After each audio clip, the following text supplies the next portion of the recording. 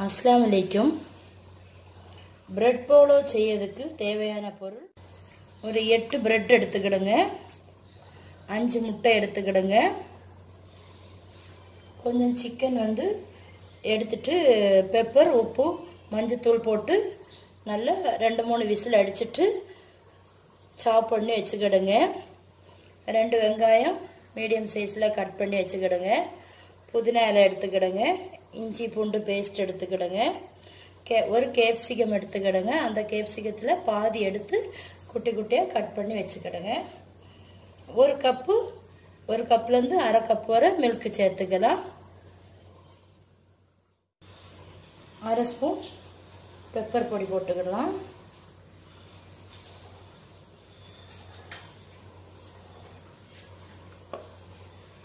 ஒரு 1/4 டீஸ்பூன் உப்பு போட்டுக்கலாம். சிக்கனே உப்பெல்லாம் போட்டு தான் வச்சுருக்கேன், அதனால பார்த்து போட்டுக்கிடுங்க.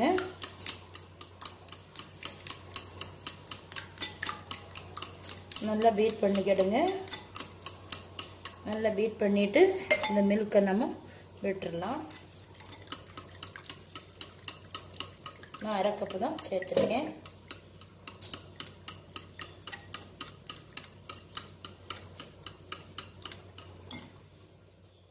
ஆயில் ஹீட் ஆகிடுச்சு. நம்ம இஞ்சி பூண்டு பேஸ்ட்டு போட்டுடலாம், வெங்காயம் போட்டுடலாம்,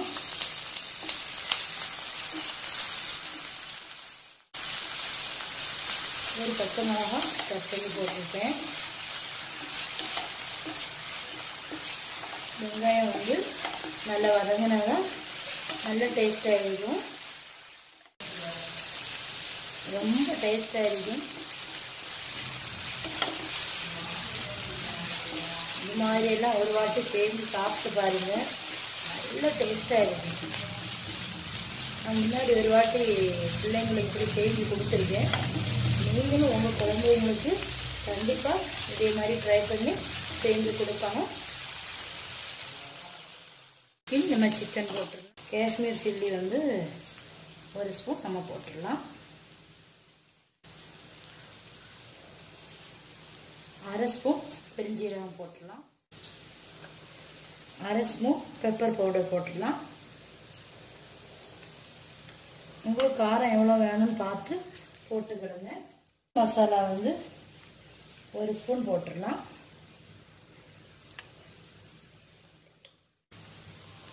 கால் டீஸ்பூன் உப்பு போட்டுடலாம்.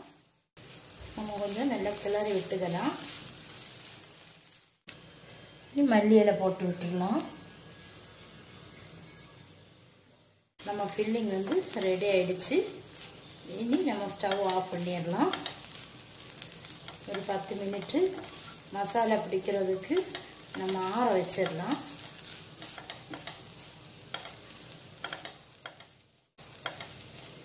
ரொம்ப டேஸ்டாக இருக்கும். கொஞ்சம் நம்ம பட்டர் போட்டுடலாம். பட்டர் போட்டு நம்ம நல்லா அப்ளை பண்ணி விட்டுருக்கோம். அதுக்கப்புறம் ஒரு லேயர் நம்ம முட்டை ஊற்றிக்கலாம்.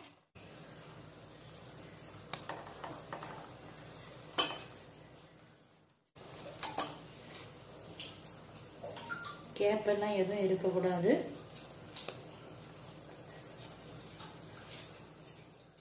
எங்கேயுமே கேப் இருக்கக்கூடாது. நம்ம கொஞ்சம் கொஞ்சமாட்டு உங்களுக்கு எத்தனை லேயர் வேணுமோ அந்த லேயர் வேற நம்ம போட்டுக்கலாம்.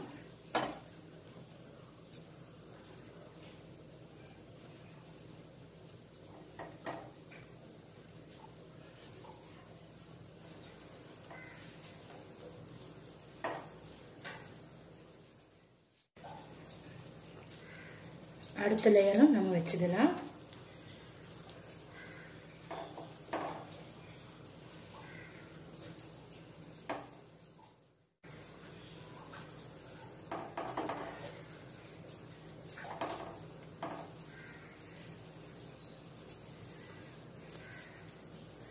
இப்போ நான் ஸ்டவ் ஆஃப் பண்ணி போட்டிருக்கேன்.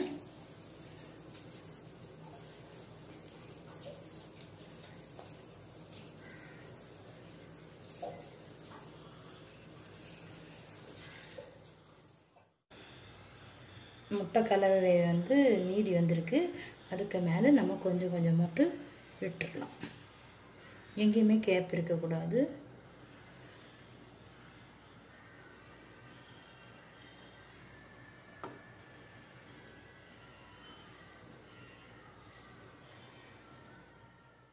ஒரு பழைய தோசை கல் வச்சுருக்கோம். அது மேலே இதை நம்ம வந்து ஹீட் பண்ணி வச்சிடலாம். இதில் கொஞ்சம் பட்டர் தேய்ச்சிருக்கோம். நம்ம இதை எடுத்து திருப்பி போட்டுடலாம். நம்ம திருப்பி போட்டாச்சு. பிரெட் போலா ரெடி. நீங்களும் இதே மாதிரி ட்ரை பண்ணி பார்த்துட்டு மறக்காமல் ஃபுட்டி வித் வினு சேனலை சப்ஸ்கிரைப் பண்ணுங்கள், லைக் பண்ணுங்கள், ஷேர் பண்ணுங்கள்.